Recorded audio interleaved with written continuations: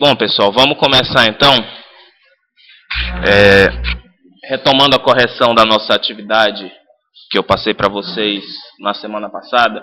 Sei que essa correção está levando certo tempo, mas é importante que vocês peguem cada macete do que está sendo feito, né? Então eu vou me ater o tempo que for necessário. O nosso próximo passo vai ser direcionar um pouco ao estudo de gramática.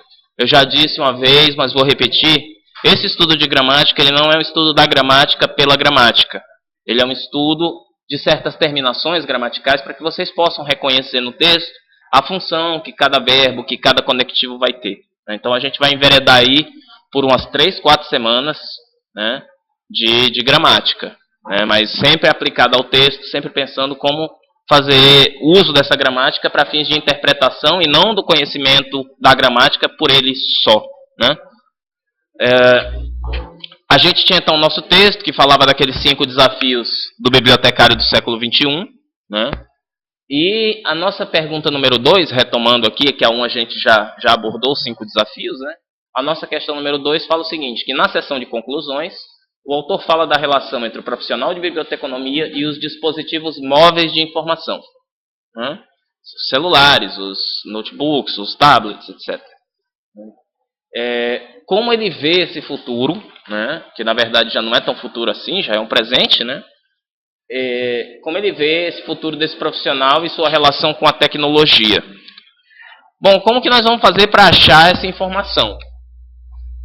Para fazer a resposta da questão do tipo do que trata esse texto, me basta uma leitura superficial. No caso da questão 2, uma leitura superficial vai dar conta de dizer qual vai ser essa relação do novo profissional de biblioteconomia com as novas tecnologias?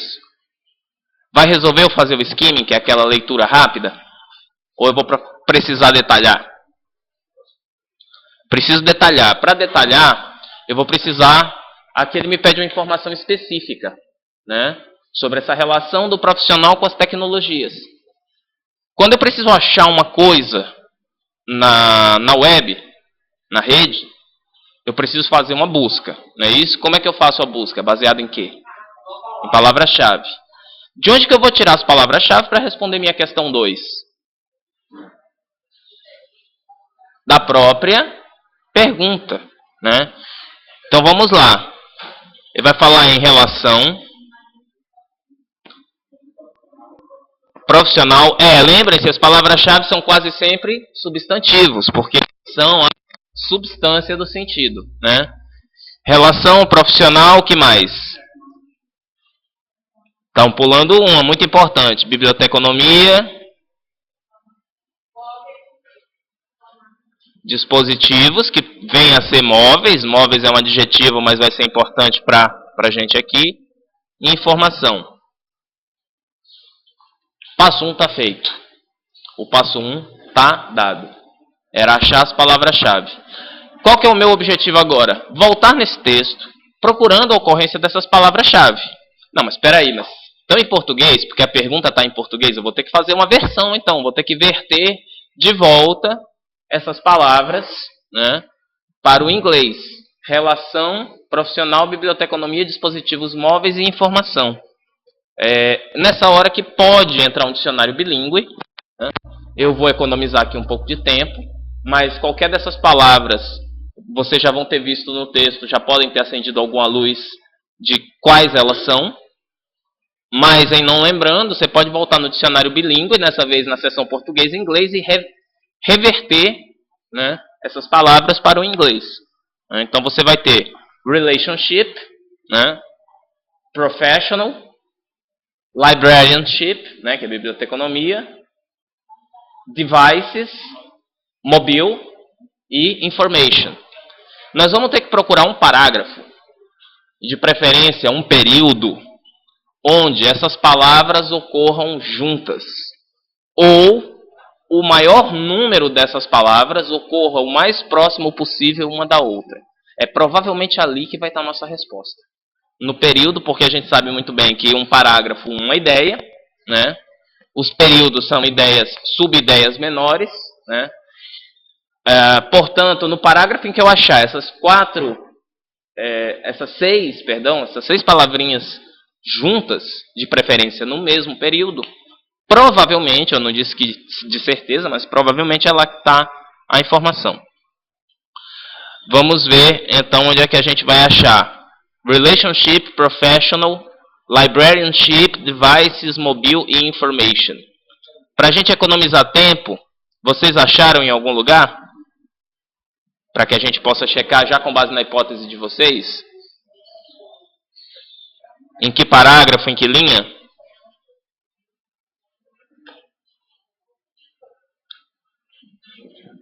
Achem aí, vocês estão com o papel na mão, tá mais fácil do que eu. Achem aí, me digam qual parágrafo, qual a linha que a gente checa. Eu preciso da hipótese de vocês.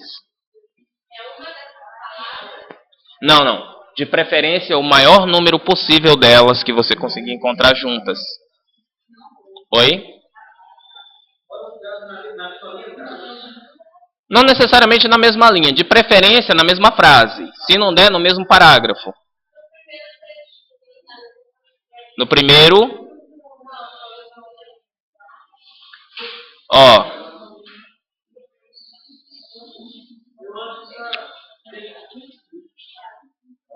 Onde? Isso aqui? Isso aqui? Vamos ler, vocês estão suspeitando, a gente lê. Então vamos anotar quais eram as palavras-chave. Só para a gente relembrar. Anotem para mim, por favor, para que eu não esqueça. Relação profissional, biblioteconomia, dispositivos móveis e informação.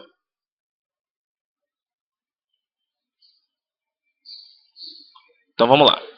The dramatic changes in society, exponential advantages in technology and globalization of everything are easily recognizable one decade into the 21st century. The United States is no longer world leader in a global society, not even in education. Tal, tem um parênteses. Smartphones with 4G wireless data transfer, touchscreen and digital video recorder have made Jetson's video phone a reality, and more dramatically, mobile. Opa! Móvel, né? Mobile. Tablet devices are replacing laptop computers as the standard mobile computing device for the most continuously connected society in history in a post-PC world. Parece ser esse? Não. Está relacionado, mas... Logo acima dos questionários? Então vamos lá.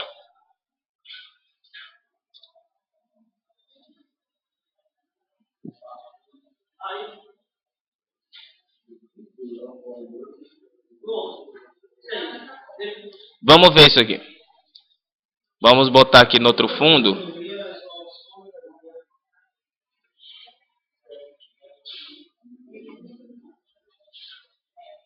The future of librarians. Librarian e librarianship é a mesma palavra-chave? Posso considerar a mesma palavra-chave? Porque uma deriva da outra, tá? The future of librarians as information providers is not in a dazzling building, but in the world of cyberspace. Cyberspace tem a ver com informação? Ciberespaço? Informação é o lugar onde está a informação, né? That resides in the handheld devices. Devices, lembra que eu falei? É dispositivo. Ah, mas o que é esse handheld? Ferrou. Gente, o que é hand? Handball. Mão. O que é held? Held é o passado do verbo hold. Abraçar, envolver. Opa, o que é um dispositivo abraçado pela mão?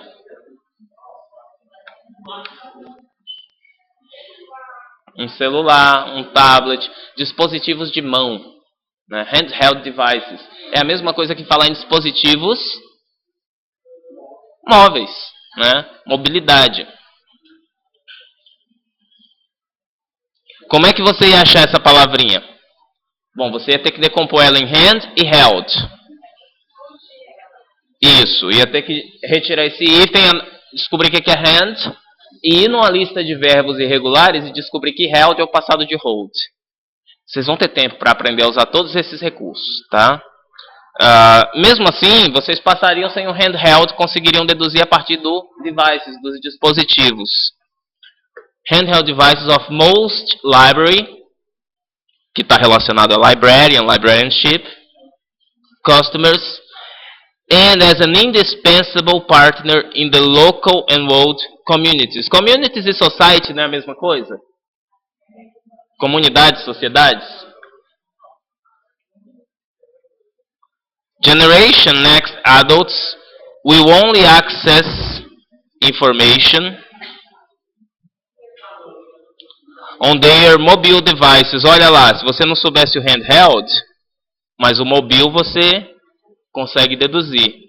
And they will have information, literacy skills far beyond any previous generation while living in local communities that are becoming more focused on global issues. Certo, eu tenho todas as palavras que eu precisava, todas as 6? Eram 6. Librarian, librarianship, etc. é uma. Information, outra. Já tenho 2. Devices, handheld devices, já são mais 2. Né? Vamos considerar handheld e mobile como uma palavra só, porque são sinônimos. Library já foi. Communities equivale a society, já tenho 5. Eu tenho 5 palavras das 6 que estavam na questão. É uma boa pista? É um bom parágrafo? Né? Vamos voltar à questão, saber o que ela queria então. A relação entre o profissional de biblioteconomia e os dispositivos móveis.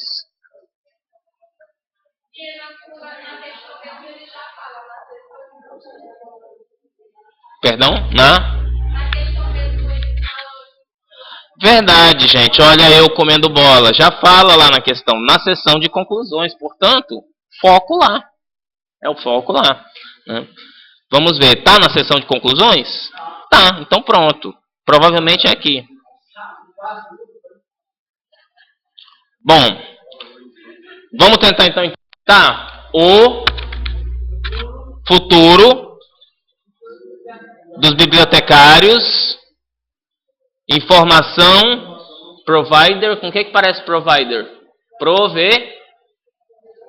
Provedor, fornecedor de informação. Né? Futuro do bibliotecário como fornecedor de informação. Não, cuidado, quando achar um note assim, já grifa, porque muda tudo, né? Não está, né? Is not in a dazzling building. But, ou seja, não está em alguma coisa, que eu não sei o que é. Porém, in the world of cyberspace. Do bibliotecário no cyberespaço, no ciberespaço. Né? That resides, que reside nos dispositivos móveis, né? Of most library customers. O que é customers mesmo, que a gente já viu nesse texto? Dos usuários das bibliotecas. Ou seja, o bibliotecário vai ter que saber lidar com esse novo usuário que usa esses dispositivos. E que vai ter que saber prover informação para quem usa esses dispositivos. And as an indispensable, ou seja, indispensável, partner. O que seria um partner? Esquece. Indispensável alguma coisa. Local e world mundial communities. Ou seja, esses dispositivos são indispensáveis em comunidades mundiais e locais. Quem formulou? Então, né? Ele pergunta como ele vê esse futuro desse profissional em sua relação com a tecnologia. Como que ele vê? Como o autor vê esse futuro? O profissional de biblioteconomia, como ele vai ter que se relacionar com a tecnologia? Pelo que a gente leu aqui. Ele diz que essa tecnologia é indispensável, que ela está nas mãos dos usuários, que ela já está apropriada pelos usuários. Portanto, esse bibliotecário, que ele tem que se adequar. Quem foi nesse sentido? Quem foi nesse sentido de que o bibliotecário do século XXI vai precisar ter esse traquejo, esse jeito com essas novas tecnologias? Não me importa como você redigiu, mas se você foi nesse sentido, você foi no sentido bom, você provavelmente acertou a questão, né? Vamos ver aqui a resposta da nossa colega, se ela permitir. Cadê quem é a nossa colega que cedeu? Ah, foi vocês, né? Ela fala o seguinte: o autor destaca a importância do bibliotecário do século XXI se impor na sociedade para que as bibliotecas e nem os bibliotecários sejam extintos, sendo que para isso é necessário que o bibliotecário esteja apto para a junção dessa tecnologia com a informação. Sim, ela juntou o que ela leu um pouco antes com o parágrafo que ela fez a busca, né? Ou seja, tem a ideia da aptidão para a tecnologia. É só isso que vai caracterizar o bibliotecário? Não, ela relacionou com outros pontos que ela leu. Mas é isso também, né? E é isso que está na resposta dela. Então, provavelmente não, de certeza que essa questão seria considerada correta, essa resposta, né? Vamos ao 3. Essa daqui é típica de gramática, tá, gente? E quando a gente entrar nos conectivos, vocês vão ver com mais propriedade vários elementos de conexão entre ideias que vão fazer a diferença. Eu já aproveito para apresentar um. Ele fala o seguinte, no trecho: When one considers all the evidence of advancing technology, education reform, societal changes, information literature customers, and globalization of everything, and their impact on librarianship and libraries, it is crystal clear that 21st century librarianship must be drastically different from all previous concepts of librarianship. Primeiro eu faço uma pergunta de tipologia. Não, perdão. Primeiro é uma pergunta de léxico mesmo. Como você interpreta a expressão crystal clear? E se há alguma expressão equivalente em português que pudesse ser usada numa possível tradução. Vamos tentar isolar essa expressão.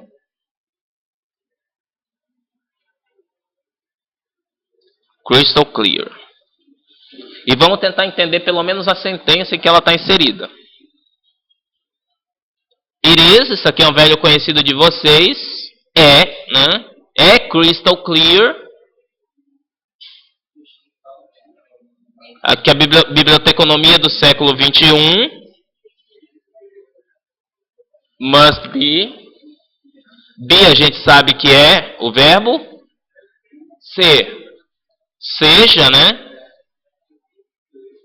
Traduz para mim. Quase. Drasticamente. Diferente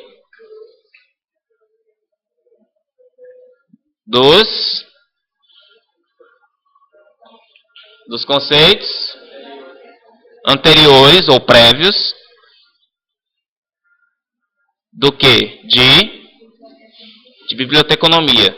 Ele fala que é crystal clear, que a biblioteconomia do século XXI, ser, né, o must fico devendo, daqui a pouco a gente discute, verbo ser, ou seja, é crystal clear que essa biblioteconomia seja, né, drasticamente diferente das biblioteconomias anteriores. Crystal clear. Isso aqui é cognato, né? Cristal. Isso. O que é clear? Vocês provavelmente foram no dicionário buscar clear. Limpo, claro, transparente. Tá, a gente tem em português uma expressão claro como cristal. Mas, até temos, mas não é muito usada. Quando a gente quer dizer que uma coisa é muito clara, o que, que a gente diz? Que ela é claro como água. Né? Vejam que numa tradução livre, cristal vira água. É claro como água, ou é claro como a luz, né? Sei lá. Eu acho que claro como água seria o mais adequado. Né? Ou é cristalino, né? É algo cristalino. Diga. Não entendi. Clean é limpo, mas clear é o verbo, limpar. Né? Limpar vai ter vários contextos. Por exemplo, clear the board é apagar o quadro. Né?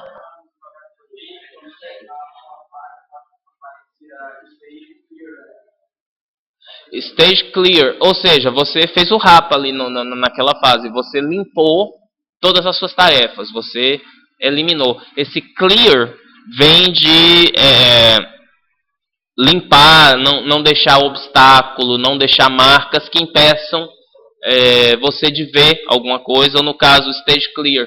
É como a gente diz mesmo, fazer a limpa, né, em alguma coisa. Passar o rapa, né? Então, esse crystal clear, o melhor seria claro como água. Ou vocês poderiam traduzir com um advérbio, evidentemente, que, né? Qualquer coisa nesse sentido de... Oi?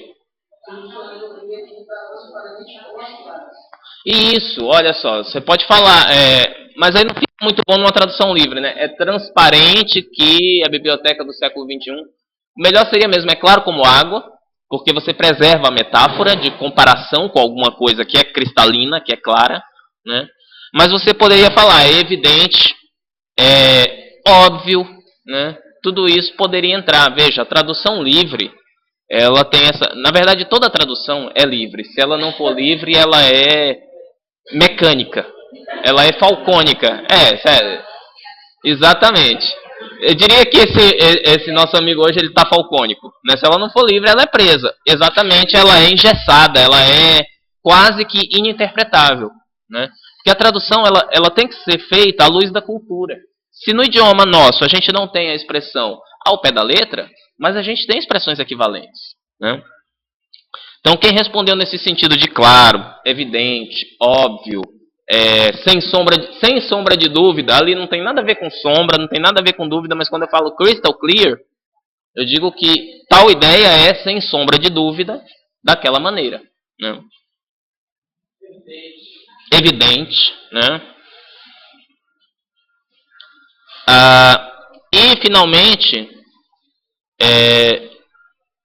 eu peço que leia novamente a questão 3. Olha só, eu adoro dar esse tipo de pergunta em trabalhos, em provas. A pergunta 3 que vai responder a 4. A 4 que depende de ter respondido a 3 para responder. Ou a 4 que dá dica de como responder a 3. Isso é a minha cara. Tá?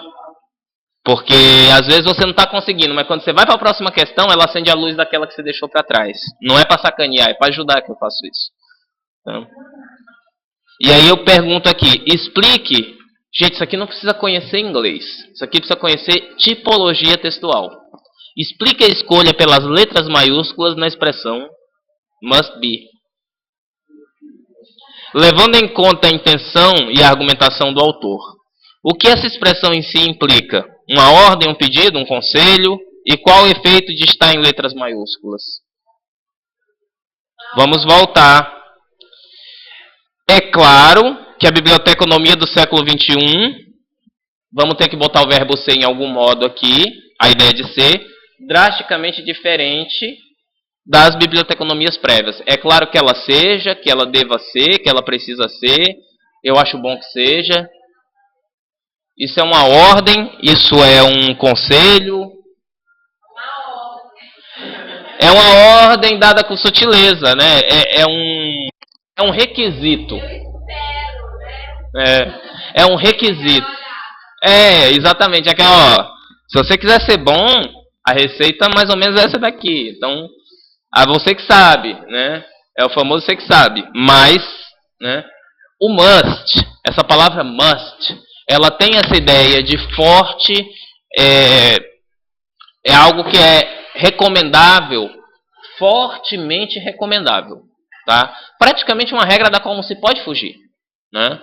Quando alguém diz para mim, you must do the exam, implica que se eu não fizer o exame, eu tenho uma consequência negativa.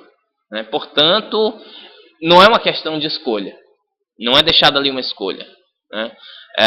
E até é uma questão de escolha, mas uma escolha que feita erroneamente gera uma consequência negativa.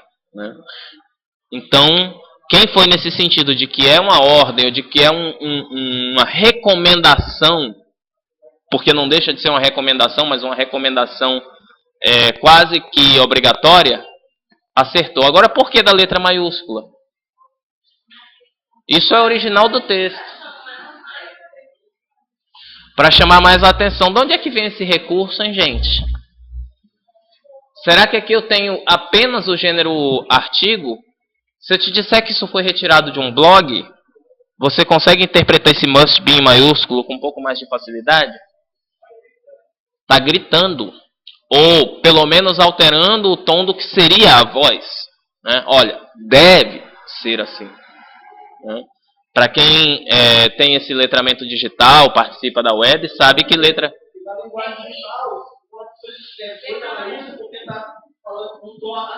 Está subindo a voz. Né? É exatamente isso. Então é uma forma de... Você não vai dizer que está gritando que você não pode afirmar isso, até porque é um texto escrito, mas você pode dizer que é uma... É um reforço, é uma ênfase. Né? Uma ênfase tão válida quanto um sublinhado ou um negrito. Né? Então a ideia desse must be grafado em caixa alta é o reforço da ideia de que deve ser. Não é que talvez seja. Não, deve ser assim. Né? Essa é a ideia. Vai ser assim. Né?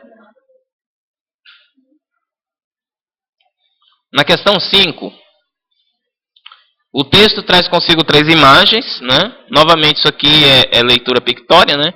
Para você escolher uma delas e explicar qual a função na construção dos sentidos e dos argumentos. Como essa imagem lhe auxiliou a compreender, essa segunda parte é bem subjetiva, né? Cada um vai ter uma forma de ter sido auxiliado. Mas como ela te auxiliou a compreender a informação textual com a qual se relaciona? Vamos às 3 imagens.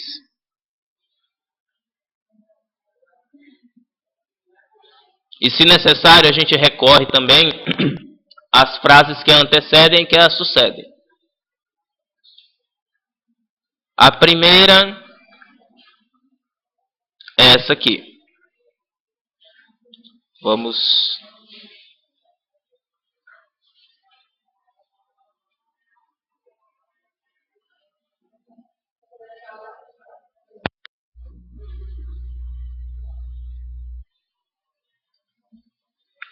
Qual a ideia dessa imagem? Que na verdade, posso dizer que é pura imagem? É só imagem? Não. É muito mais texto que imagem. Qual a função dela? Dividir 3 tipos de usuários, dos quais ele mencionou, ele tinha falado em 6, ele elencou 3 para detalhar. É uma forma do que isso aqui? Quando vocês estavam para o vestibular, ou para o Enem, vocês tinham necessariamente que ler todo o conteúdo de novo dos livros, das apostilas? O que vocês faziam? Quando o professor dá aula aqui, o que vocês fazem ao anotar no caderno? Isso. Ou seja, o famoso resumo. Né? Vocês não ficam aqui que nem escrivão de delegacia anotando exatamente tudo que eu falo. Mas certamente botam no papel aquilo que é fundamental. É a função dessa imagem. Né? Ela vai falar de 3 tipos de usuários de biblioteca: o fugitivo digital, o imigrante digital e o nativo digital, e caracterizar cada um deles. Ela está mais para uma tabela do que para uma imagem, na verdade. Vamos para a próxima.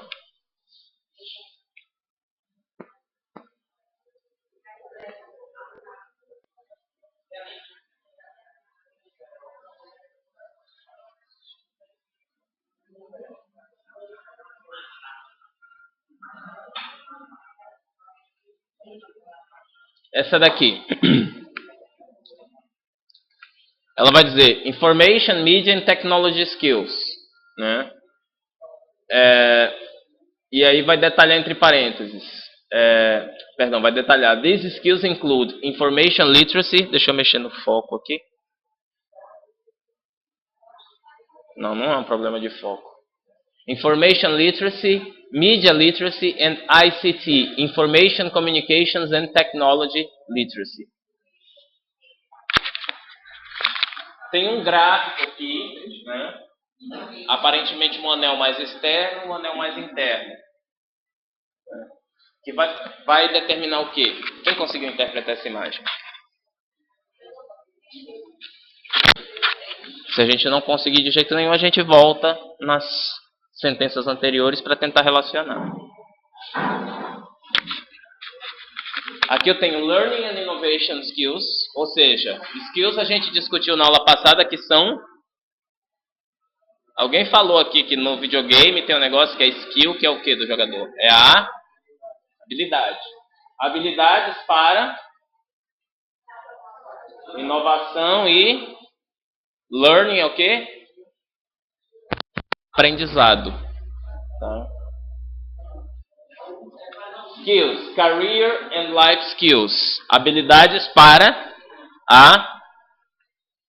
O que é career? Como você parece? Carreira e life, vida. Habilidades para carreira e para vida. Aqui está encoberto, mas ele dá de novo aqui.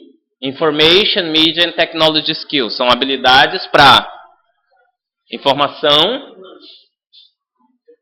mídia e tecnologia. Tenho então 3 habilidades, né?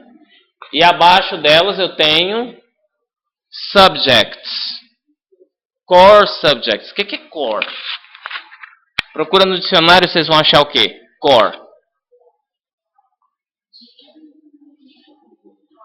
Alguém achou no dicionário core? Hã? Vamos lá, core. Deixa eu ver se eu acho.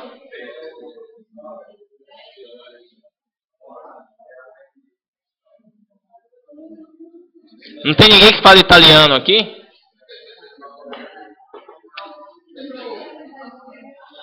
Mas ninguém que assistiu novela de italiano macarrônico, quando o Totó falava que amava a Mariana Ximenes, até eu que sou mais besta, né? Ele falava, te amo no mio cuore. O que é cuore?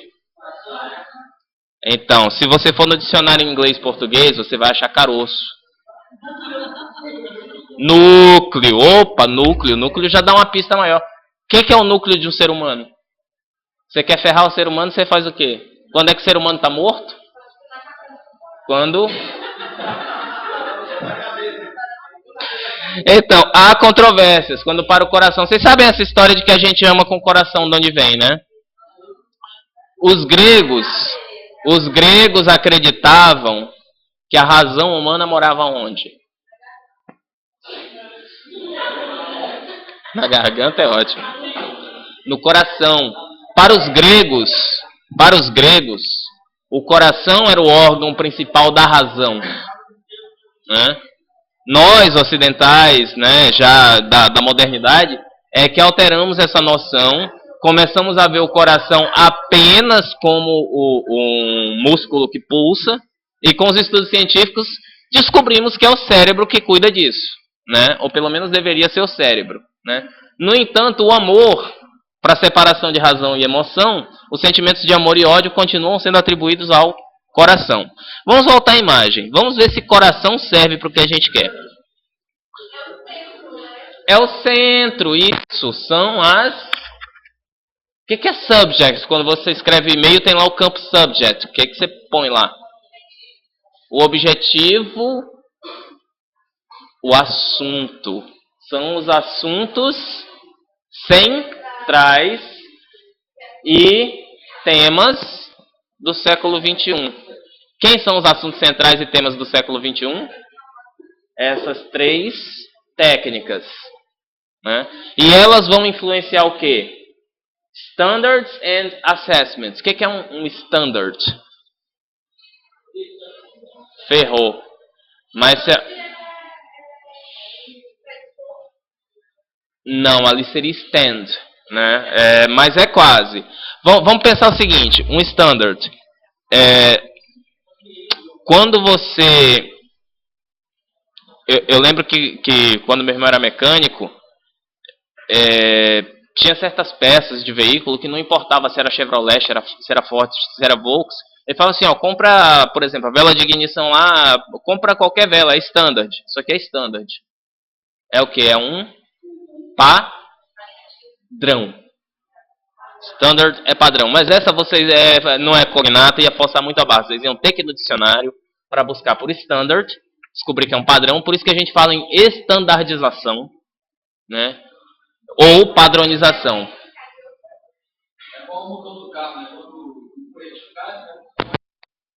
Isso. Exatamente. Eu lembro do meu irmão falando não sei o que de standard, né? Eu ficava na oficina enchendo o saco e lixando os carros para ganhar um agrado lá, depois ele pintar minha bicicleta.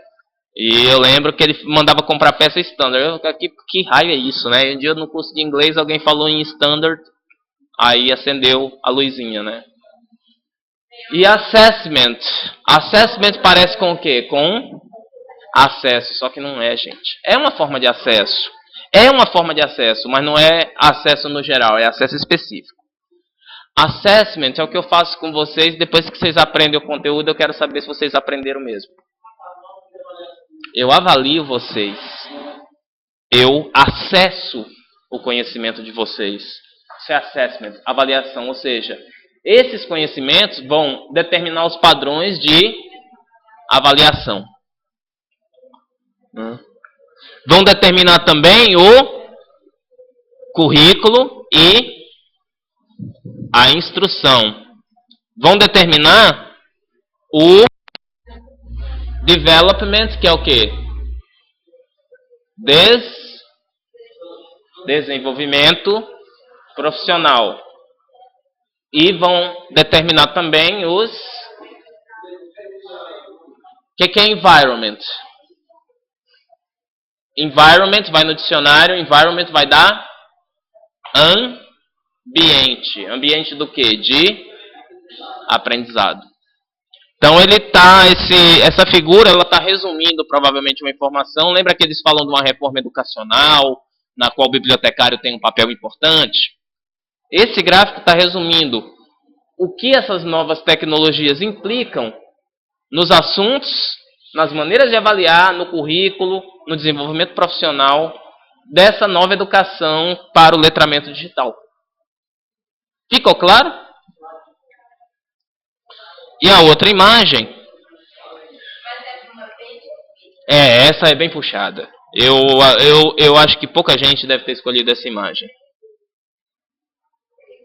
Agora essa aqui, por outro lado, talvez seja a mais tranquila, né?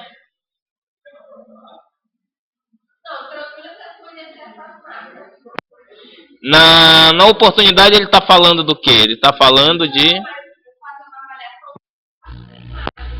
Não, aí você não consegue mesmo, tem que...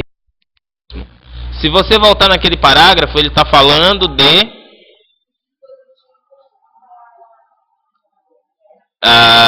transição para o conteúdo digital. Portanto, eu presumo que havia um conteúdo não digital. E quem é que está fazendo a transição?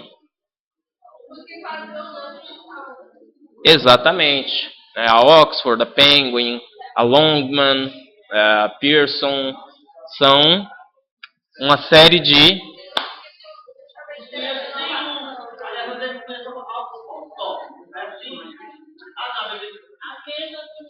A Pearson, né? A Pearson é bem famosa, pelo menos na nossa área de ensino de língua. Ela trabalha muito com materiais didáticos. A Penguin, que trabalha com os clássicos literários. Oxford, né? Que muito livro técnico. McGraw-Hill, livros técnicos de engenharia. Enfim. É a Penguin. Pois é, mas com certeza pelo menos uma que vocês conhecessem ia acender a luzinha, editora, né? São as editoras que estão passando pelo processo. Sim.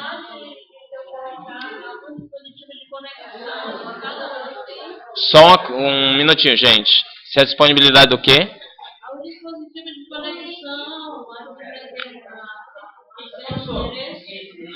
dessas editoras?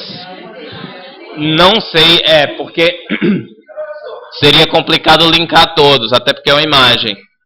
Mas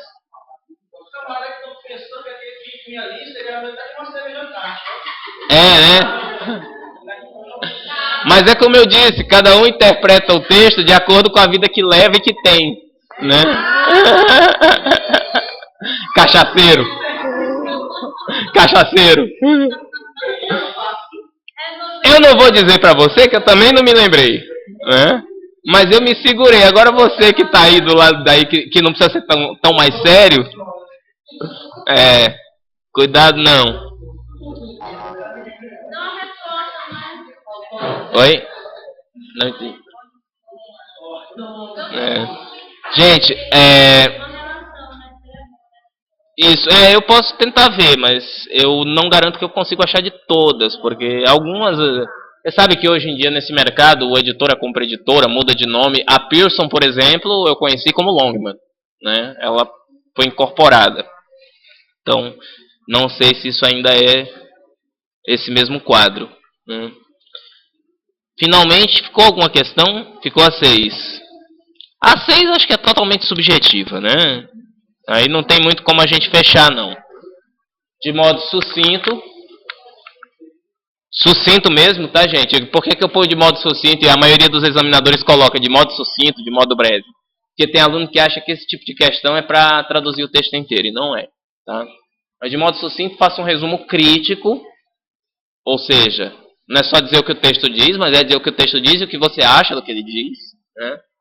Dos assuntos abordados pelo texto. Novamente, seu examinador não vai ser generoso como eu fui nesse enunciado. Ele só vai dizer para ser sucinto. Eu disse que é sucinto e eu disse de novo, não se trata de uma tradução. Escreva 1 ou 2 parágrafos de modo a dar ao seu leitor uma compreensão geral do que você acaba de ler e do que pensa sobre o que leu. Uma prova de proficiência normal ia parar aqui. De modo sucinto, faça um resumo crítico dos assuntos abordados pelo texto. Ponto. Digamos que quem está falando aqui não é daqui para frente não é o examinador, é o professor. Tá? Então, se preparem, o dia que vocês encontrarem alguma questão do tipo, faça um resumo. Resumo é resumo, é um parágrafo, é 2 no máximo. Mas se você começar a fazer... se você começa a redizer tudo de novo, não é um resumo, é uma paráfrase. Né? E são coisas distintas. Tá bom? Essa daqui não tem muito como corrigir, porque isso aqui é o que cada um acha. Cada um vai achar uma coisa. Né? Então não tem como fechar a possibilidade. Tá bom? Bom, com isso, a gente fecha a nossa primeira parte que eu tinha programado para hoje, que era terminar de corrigir essa atividade. Eu sei que foi uma atividade difícil. Eu não me iludo de dizer que todo mundo resolveu na moleza. Mas pelo menos agora todo mundo foi exposto à realidade do que é. Pior do que... Aqui, como diz o deputado Tiririca, pior do que tá, não fica. O mais difícil é isso aqui. E daqui para frente é facilitar. Né? Então, vocês vão ver agora exatamente isso, que quanto mais vocês forem conhecendo técnica, conhecendo estratégia, conhecendo certos sufixos, conhecendo certos tempos verbais, mais craques vocês vão ficando no destrinchar da coisa. Tá? A ideia mesmo é, como eu disse, quem carrega 300 quilos carrega 100 na moleza. Né? Então, a ideia era dar um susto mesmo. Tá? Se vocês tomaram um susto, o meu objetivo foi alcançado. Tá? E por isso que quem fez está sendo premiado, quem fez a tempo está sendo premiado com aquele ponto, meio ponto que eu estou dando. Meio ponto. Meio ponto, porque vai ter mais coisa. Vem mais coisa por aí, não se preocupe. Vamos lá. Então agora deixa só eu achar sobre o que eu queria falar hoje.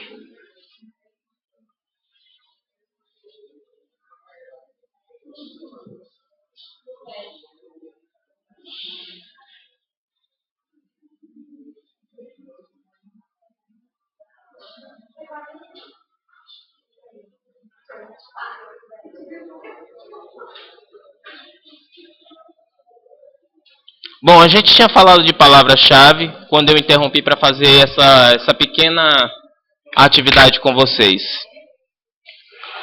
Saber as palavras-chave? Ixi, espera só um pouquinho, gente. Eu fiz uma coisa que eu não poderia ter feito. Desligou o data show aqui. Ele vai voltar. Mas enquanto ele não está falando aqui com vocês, conhecer as palavras-chave é muito bom. Mas melhor ainda é quando você conhece o sistema verbal. Por que conhecer o sistema verbal de uma língua? Bom, a gente sabe que toda oração é composta de no mínimo um verbo. Que antes desse verbo, isso eu estou falando do modelo clássico de oração, né? Que antes desse verbo existe alguém que o praticou.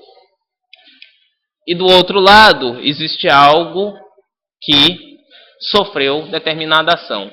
Isso é a definição clássica. Nem toda sentença, nem toda frase vai se encaixar nesse modelo, né? Mas quando eu digo, por exemplo, sei lá, o professor deu a aula, né? Cadê o verbo? O professor deu a aula, cadê o verbo? Deu. Quem deu? Deu o quê? E é bom que isso fique claro. Deu a aula. É muito bom que isso fique claro. Portanto, de um lado, eu tenho sujeito e do outro eu tenho o objeto. E o nosso projetor está demorando para ligar aqui, né? Ele está piscando aqui, é porque ele está esquentando de novo. Ele está provável. Digamos que ele estava com esquentamento.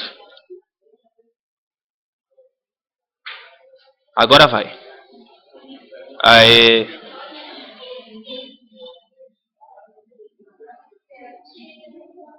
Meus alunos uma vez me perguntaram o que era warm-up.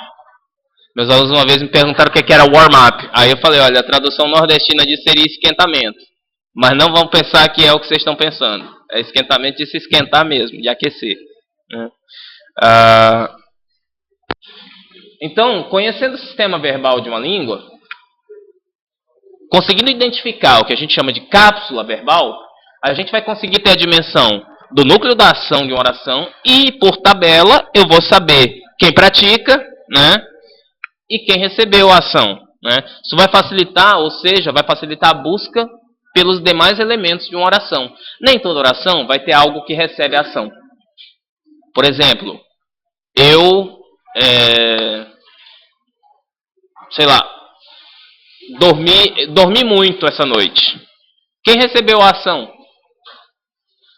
Meu travesseiro? Claro que não, ninguém recebeu a ação. Ela tem apenas um agente.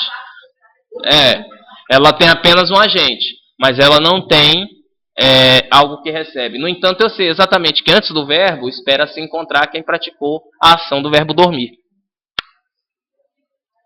Quando eu sei a localização do verbo, eu vou conseguir ter maior clareza para identificar cada função gramatical de cada palavra da frase, né? Isso vai facilitar a provável busca ao dicionário. Porque eu já falei para vocês, vale mais a pena buscar no dicionário aquilo que for substantivo. De preferência, se ele não for correlato ao português, né? Sabendo que função esse substantivo ou esse adjetivo vai desempenhar na frase, é que eu vou saber se é válido ou não, se preciso realmente ou não. Lembra aquela coisa que eu falei? Mas o que significa a palavrinha tal? Pô, primeiro você avalia se você precisa, porque senão você economiza um tempo gigantesco. E outra coisa importante da gente entender, quando a gente vê o sistema gramatical de uma língua, é que assim como nós nos parecemos com os nossos pais, as palavras se parecem umas com as outras. E por que vocês acham que as palavras se parecem umas com as outras? Porque elas estão divididas em famílias. Então eu vou falar um pouco aqui nesse curso agora, eu vou falar um pouco de sintaxe, né? E vou falar um pouco de morfologia. O que é a sintaxe? A sintaxe dá conta da ordem entre as palavras na frase. E o que é a morfologia? A morfologia dá conta de como as palavras são formadas, né? Portanto, a gente vai estudar um pouco de como Os pedaços da palavra, os morfemas se relacionam entre si, os prefixos, os sufixos, qual a função de cada prefixo, de cada sufixo, tá? E como, depois de formadas, essas palavras se relacionam umas com as outras. Agora, com que objetivo? Sempre com o objetivo de tentar entender isso dentro de contexto, dentro da aplicação, dentro do meu objetivo final, que é interpretar e não dominar a gramática. Ah, saber que isso aqui é um prefixo derivacional, um sufixo derivacional, isso não importa. Importa você saber, por exemplo, que li, o LY final em um determinado adjetivo, vai transformar aquele adjetivo em advérbio. Você pode até não saber o nome da classe gramatical, adjetivo advérbio, mas saber que aquilo ali vai equivaler ao nosso mente. Então, fast é rápido, fastly é rapidamente, né? Quick, slow é devagar, portanto, slowly é vagarosamente, né? As palavras se agrupam entre aquelas que têm a mesma raiz, tá? Eu tenho dois tipos, depois eles vão se subdividir em subtipos, mas eu tenho dois tipos básicos de morfema. A gente aprendeu no primário que as palavras são compostas de sílabas, não é isso? Lembra a história lá da minha mãe dando aula pro meu pai, teatá, teu, tu, peba, né? Já contei isso aqui para alguns de vocês. Mamãe dava aula no Mobral, papai era aluno, aprendendo ainda pelo método de soletrar. Ele teatá, teu, tu, e não conseguia soltar. E o primo dele lá, peba, Guilherme, né? Porque tinha a imagem, né? Mas enfim, a gente vai romper com o paradigma da sílaba. A gente agora vai tentar entender a palavra como composta de radical, de prefixo e de sufixo. É uma unidade menor que a palavra e maior que a sílaba. Está no meio aí. Tá? Então toda palavra tem uma raiz, um radical. Esse radical é chamado morfema. Toda palavra tem prefixos e sufixos. Pode ter prefixos e sufixos, que também são outro tipo de morfema. Portanto, eu tenho morfema e ele se divide em afixos, que se divide em prefixos e sufixos, e eu tenho outro tipo de morfema que são os radicais. E todas elas são semanticamente relacionadas, ou seja, elas têm relação no sentido. Quando eu falo da semântica, eu falo do estudo do sentido da palavra. Veja, nós estamos tocando já em 3 áreas da gramática. Morfologia, processo da formação das palavras.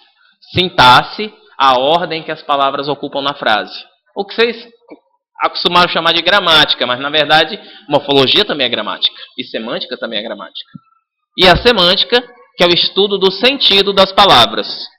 O objeto semântico, por excelência, pelo menos para a semântica clássica, é o dicionário que vocês consultam, né? Ele tem toda a semântica da língua ali supostamente armazenada. A gente sabe que não, porque em certos contextos as palavras ganham tons de ironia, enfim, que mudam os sentidos.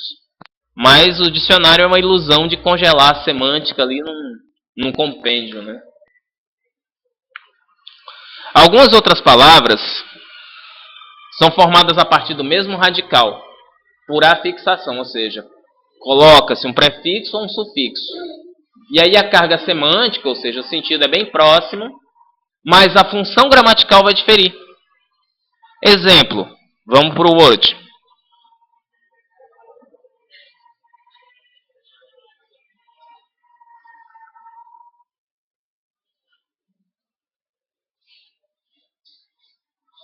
Me fale um adjetivo qualquer em português. Qualquer adjetivo em português. Oi? Bonito. Vamos lá, vamos para o inglês. Beautiful.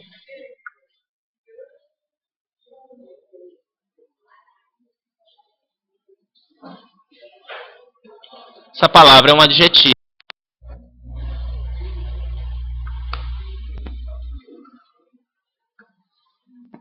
Ela é um adjetivo. Tem alguma outra palavra que vocês conheçam que derive de bonito em português?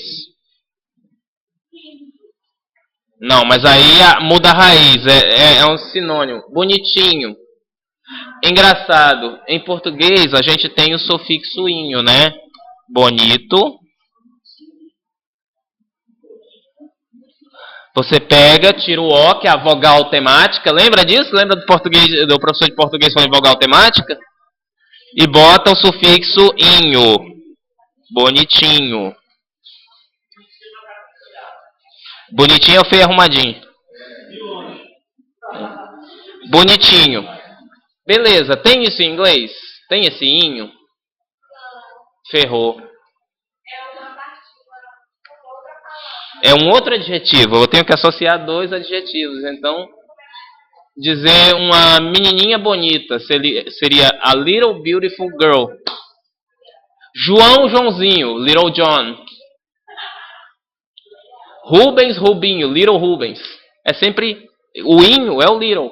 Ou seja, o que para nós é um sufixo, para os caras é uma palavra. Oi?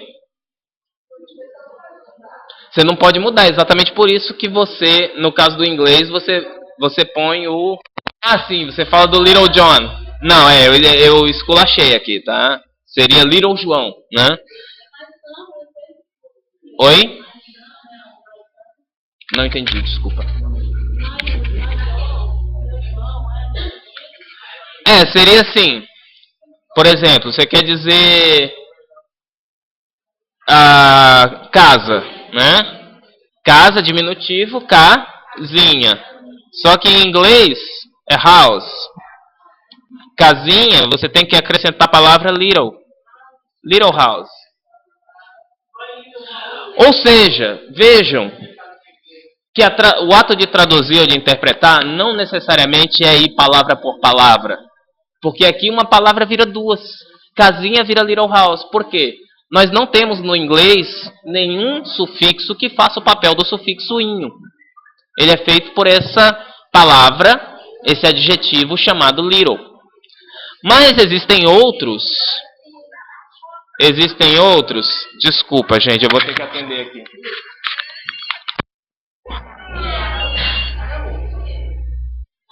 Oi?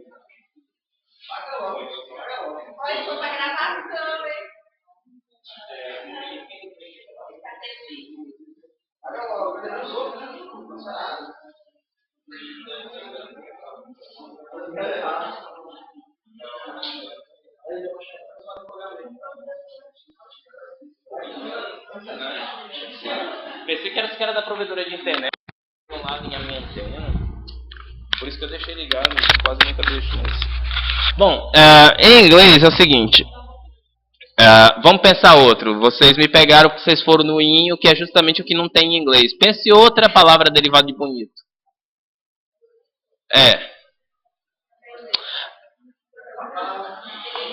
Boniteza está na literatura, né? É um neologismo, mas não é uma palavra consagrada. Vamos trocar bonito por belo, só para dar certo? Belo. Uma palavra que derive de belo, não vai me dizer traficante. Belo. Não. Não. Belo, que seria beautiful.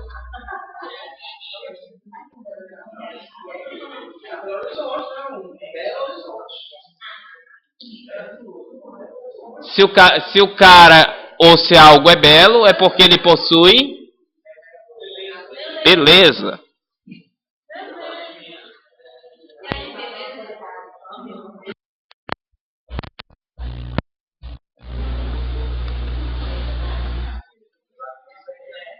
Ele possui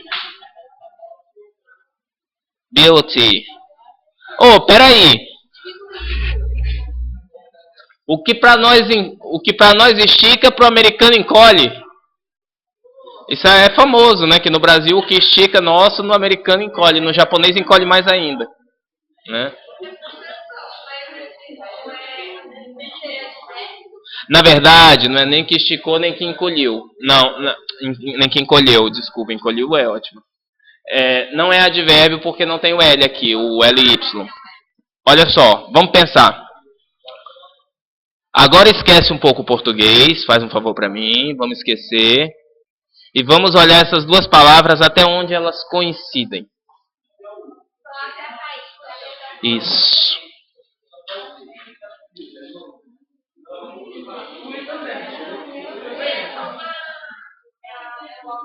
Isso. O I é o que a gente chama em inglês de filler, preenchedor, né? Por que a gente não chama de vogal temática? Porque em inglês não só as vogais têm essa função de preencher. Algumas consoantes também preenchem. Em português a gente chama de vogal temática, né? Mas em inglês nós não chamamos de vogal porque algumas consoantes vão fazer o mesmo papel de preencher uma lacuna que ficou ali que não dá liga entre um pedaço e outro da palavra. Então a gente não vai chamar de vogal temática, vai chamar de filler, preenchedor, tá? A própria palavra filler, ela própria é formada por sufixação. Fill é preencher, filler é aquilo ou aquele que preenche. Bom, mas voltando, o que elas têm em comum então? Beauty e beautiful, o que tem em comum? O radical. Que nós vamos pintar de azul. Não dá pra ver? Ah, não dá pra ver. Mas agora vai dar pra ver. Vai. Vai dar, não vou dar. Não, então vai. Ele vai, eu não vou. Tá? Beauty e beauty. Isso aqui é o radical. Isso e isso são sufixos. Eu chamo esse sufixo beautiful. Outras palavras que terminem em full. Wonderful. Wonderful.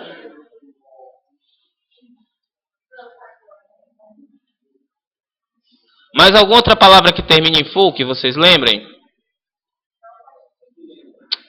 Perdão. Não, esse full aí, isso aí é um caso de homofonia. Depois eu explico para você o que é homofonia. Homofonia, homo ou mesmo. Fone, som. É quando você tem um morfema com o mesmo som, mas eles são dois morfemas diferentes. É que nem, sei lá, o Tiago da sala daqui e o Tiago da outra sala. Não é a mesma pessoa, mas tem o mesmo nome, né? Wonderful. Eu tenho wonder como radical e full como sufixo. Mais alguma? Isso, exatamente, a gente já discute isso aí também. Pensa em outra palavra que termine com full.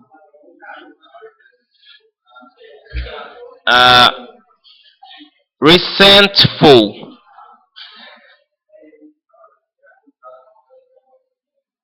O que é resent para vocês? O que essa palavra lembra? Resent. Com S. Quando alguém te magoa, você fica? Isso. Então vejam. O cara nunca é beautiful, tá? Se eu disser que o cara é beautiful é porque o cara ele gosta de...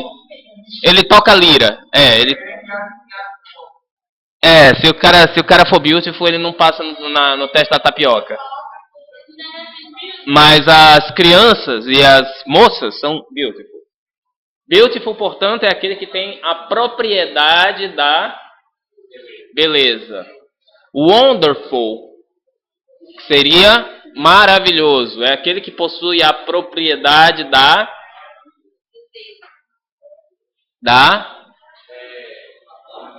maravilha.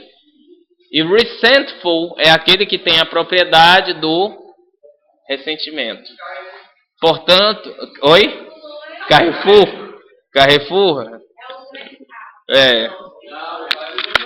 Tá certo. Então, gente, aqui você vai entender esse sufixo full como aquele que possui propriedade X.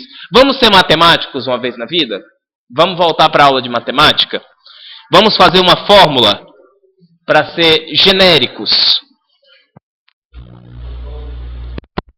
Tudo aquilo que for X, full,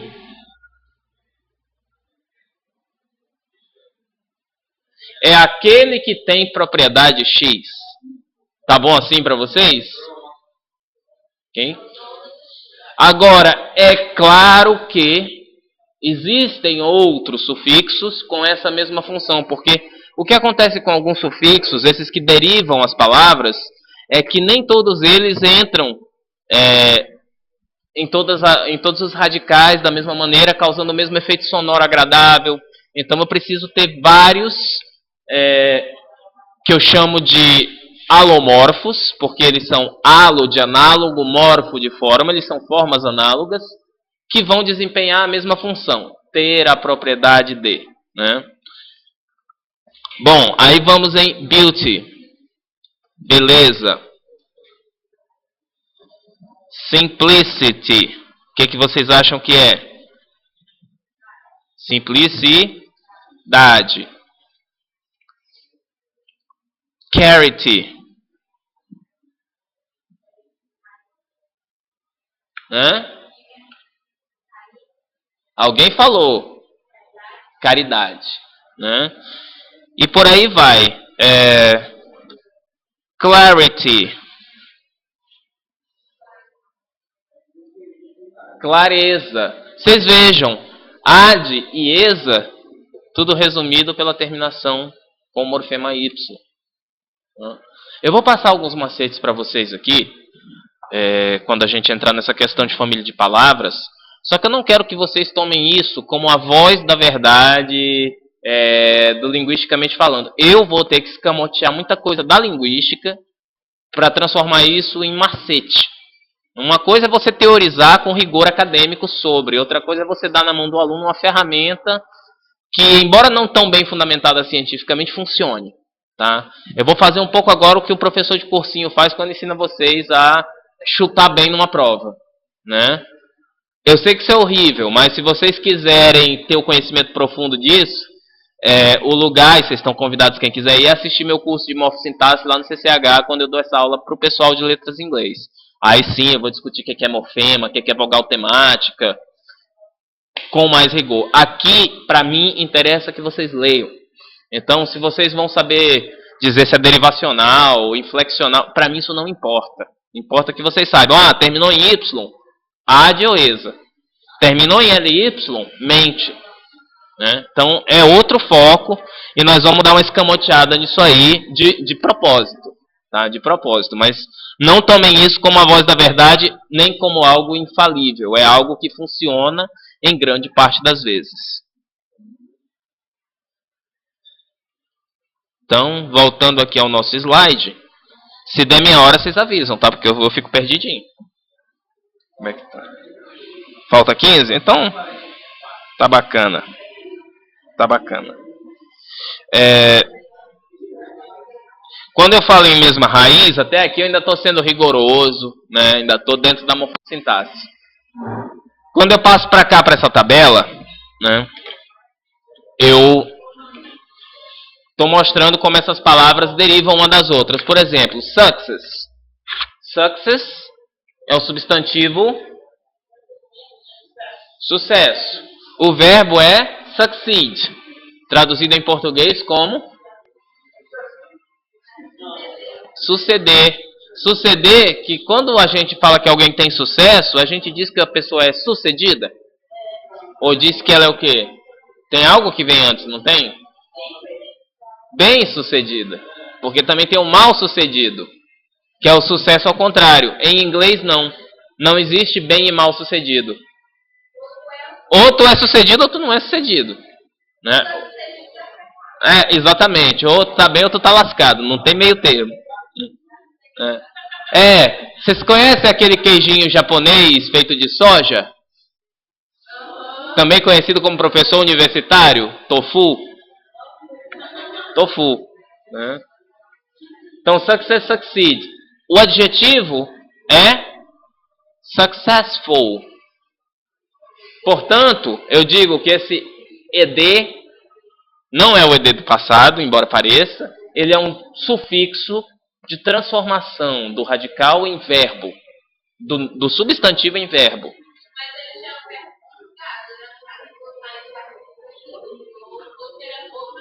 Não, eu tô falando. Isso, ele é o verbo. Não, ele é o verbo na forma bruta. Só falta um to aqui. ele está no infinitivo aqui, é o verbo to succeed. I succeed, you succeed, he, she, it succeeds. Isso aqui é o verbo bruto. Só falta um to. Né? Geralmente quando a gente se menciona o verbo, se reporta ao verbo to alguma coisa. Eu tirei só para ficar mais fácil de comparar entre as duas colunas. Portanto, o que eu tenho aqui é um sufixo, né? Esse ed final é um sufixo derivacional para a formação de verbo. Não precisa decorar esse nome moral. Basta saber que isso aqui, esse final ed, serve para formar um verbo. Nem sempre é assim com ed. Às vezes o ed é um sufixo inflexional. Professor, que diabo é isso? É de comer ou de passar no cabelo? Um sufixo inflexional é aquele sufixo, é aquela coisa que vem no fim da palavra, que vai dar conta de aspectos como tempo, como concordância nominal, ou seja, de número, de gênero, né? E etc. Ele vai dar conta de um aspecto gramatical. Portanto, você inflexiona a palavra. Quando eu digo eu estou, nós estamos, amos é um sufixo inflexional do verbo estar. Tá bom? E esse celular não para de fazer pipi pipi pipi. Coisa chata. Vou mandar calar a boca. Ele fica assoviando, fica... Além do cara me ligar, o operador ainda manda uma mensagem dizendo que eu recebi ligação. Bom, vamos deixar esses sufixos inflexionais para mais tarde, porque eles são um pouco complicados. Mas então os sufixos que nós estamos tratando aqui, eles são derivacionais. Agora pensa, o que é derivar uma coisa? Essa cadeira é derivada do quê? É a derivada do pau. Quando eu olho para essa cadeira, eu vejo pau.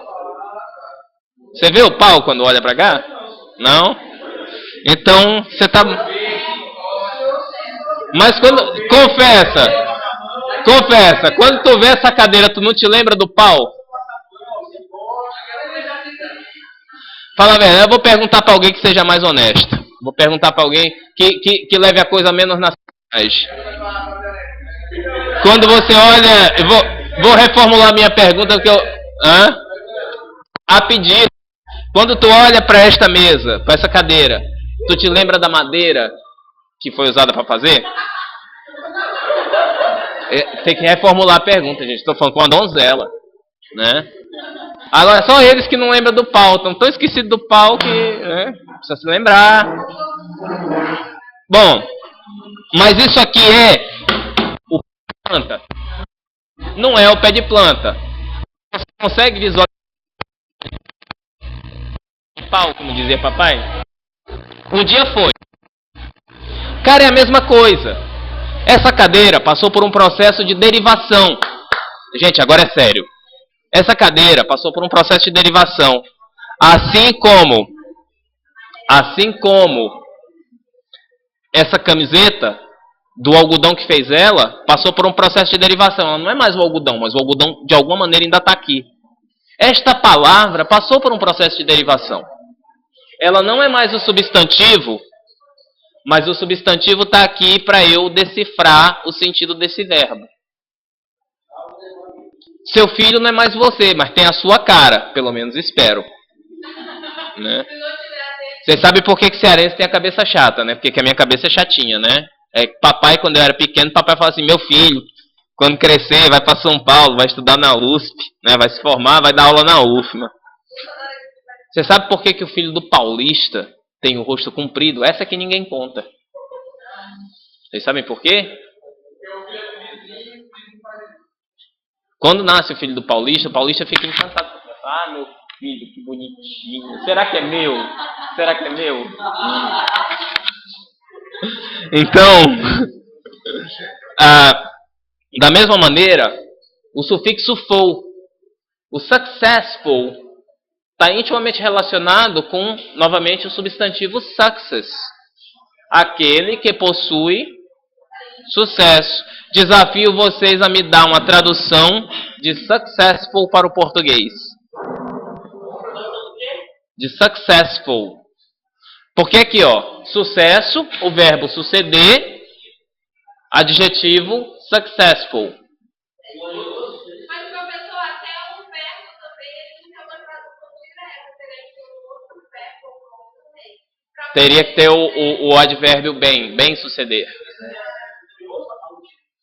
Vitorioso, poderia porque é sinônimo, mas assim, você não está na raiz latina do sucesso. A gente tem sucesso, a gente tem sucedido, mas a gente tem sucedido? Sucedido? Mas sucedido, eu já falei, sucedido pode ser bem ou mal. Ah, então... Ike Batista, é bem ou mal sucedido? Bem sucedido. Bem sucedido, exatamente. Eu diria que em matéria de Luma de Oliveira ele também foi bem sucedido. Né? Sério? Entendi. Quer fazer vasectomia no menino? Então, mas aí voltando. A gente tem o sucedido, mas a gente precisa colar ele no português o quê? O bem sucedido ou mal sucedido. Já não temos mais um adjetivo. Temos o quê? Quando eu tenho dois elementos fazendo função de adjetivo. Tem uma locução adjetiva. Em inglês eu não tenho esse problema. Eu tenho o adjetivo successful. E quando eu digo he is successful, está entendido que ele adquiriu sucesso. Ele é bem sucedido. Successfully é a mesma coisa. Sucedidamente. Tem isso em português? Tem isso em português? Sucedidamente? Sucessivamente, sim, mas aí já seria outro sentido. Sucedidamente. Para dizer que alguém agiu de modo bem-sucedido. A gente pode falar bem-sucedidamente, ainda assim soa estranho, né? Normalmente a gente fala bem-aventuradamente, né? Ou, se bem que quem falava assim era a mamãe, já na outra geração, né? Quando alguém age de maneira bem-sucedida, o que você fala? Terminando com mente. Agiu adequadamente, talvez. Percebe que já não tem mais ligação nenhuma com o radical? Percebe que a tradução nem sempre é a tradução? Ela é a interpretação. E aí a tradução tem que passar por você, pela tua cultura, pelo teu vocabulário e ganhar outro corpo que vai ser entendido pela comunidade para quem você está traduzindo. É isso que eu quero mostrar para vocês. Às vezes dá para traduzir, às vezes você tem que ligar aquele botãozinho da letra F e falar, dane-se. Né? O botão é da letra F, mas a palavra é dane-se, tá? A mesma coisa aqui, só para mostrar outros sufixos. Useful, use ou usefulness, né? Ambas são substantivos, que significam o uso ou a usabilidade de algo. São o verbo to use, que é o radical. Portanto, aqui essa não deriva dessa, é o contrário. É essa daqui que deriva dessa, essas duas derivam dessa outra. Né? Fica bonito assim, apontando com o dedo, porque quem for assistir o vídeo depois não vai entender bolhufas do que eu estou falando. Né? Deixa eu voltar aqui. Opa. Então, olha só. O radical está aqui, no verbo use. Tanto o substantivo use ou usefulness, quanto o adjetivo, quanto o advérbio, são derivações deste verbo use. O fato de ser verbo, no entanto, não garante que vai ser sempre o radical, porque aqui o radical, por exemplo, é o substantivo success, e o verbo é que é a derivação. Né? Danger. O verbo é endanger. É dado por um sufixo, por um prefixo. Dangerous é o adjetivo. O S equivale ao nosso oso. Dangerous, danger, perigo. Perigo, adjetivo, perigoso. Dangerous. Dangerously, perigoso ou perigosamente. Né? Veja, quem aqui seria o radical? O substantivo, o verbo, o adjetivo ou o advérbio? Quem está mais perto do radical aí? O substantivo. Tá ok? Mas vejam como essas palavras se parecem. Conhecer uma é praticamente conhecer a família inteira. Ou pelo menos ter uma boa pista de pesquisa no dicionário. E por que eu ensino esses prefixos e sufixos? Nem sempre você vai achar no dicionário os advérbios que terminam com li. Mas vão achar as palavras que dão origem a ele. E sabendo que li é um é um prefixo, é um sufixo de formação de advérbio, achando a palavra que lhe deu origem, você consegue dar o sentido àquele advérbio, traduzi-lo, interpretá-lo. É por isso que a gente vai se aventurar no mundo dos prefixos e sufixos um pouco mais, tá? Vocês já sabem, né, que cada um aqui, o prefixo é aquilo que vem antes do radical, tem vários, né? De negação, de tamanho e intensidade, de lugar, de tempo, de ordem, de número. Na próxima aula eu vou detalhar esses prefixos e esses sufixos. Não vou passar todos, porque seria humanamente impossível, mas vou passar alguns mais importantes. E a gente depois vai continuar enveredando por esse conhecimento agora estrutural da língua inglesa, para poder voltar para o texto e ver que ficou mais fácil, né? Não para aquele texto, para outro, com certeza. Tá bom? Por hoje a gente